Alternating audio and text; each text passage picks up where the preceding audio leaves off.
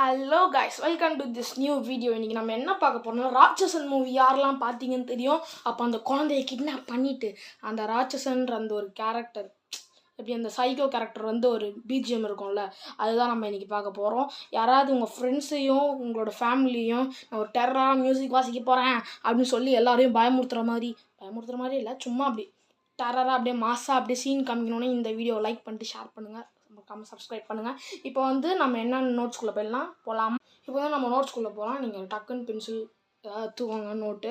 இப்போ செகண்ட் ஆக்டிவ்லேருந்து நம்ம பார்ப்போம்.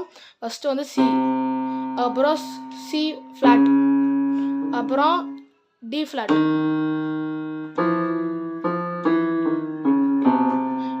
இப்போ ரெண்டுத்தையும் நம்ம